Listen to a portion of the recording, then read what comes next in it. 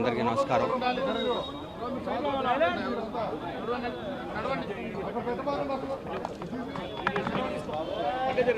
చాలా బాధాకరం, దుఃఖం. తెలుగు చలనచిత్ర పరిశ్రమ కాదు,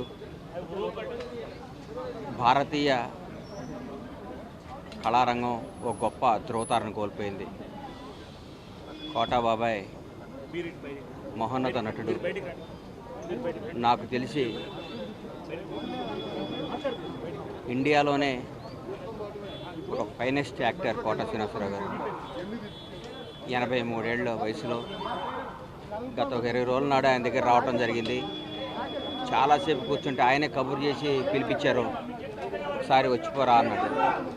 వస్తే ఆయన విషయాలు చెప్పుకుంటూ వాళ్ళ మనవాళ్ళ నంబర్ నాకు ఇచ్చి, నా నంబర్ వాళ్ళ మనవడికి ఇప్పించి, అరే ఎప్పుడు ఏ అవసరం ఉన్నా ఈ పిల్లలకు కొద్దిగా రెస్పాన్స్ ఇస్తుండ్రా అన్నాడు. ఏందో నాకు బాధ్యత అప్పు చెప్పాడేమో అనిపించింది. ఆ రోజు ఆయన కాలు, ఆయన పరిస్థితి చూసి చాలా దుఃఖపడ్డాను. ఎందుకంటే ఆయన నటుడుగా ఆయన చేసిన పాత్రలు, ఆయన చేసిన విధానం, ఆయన జరిగిన జీవన శైలి, ఆయన బతికిన జీవన శైలి ఓ అద్భుతం. ఆయన కోల్పోవటం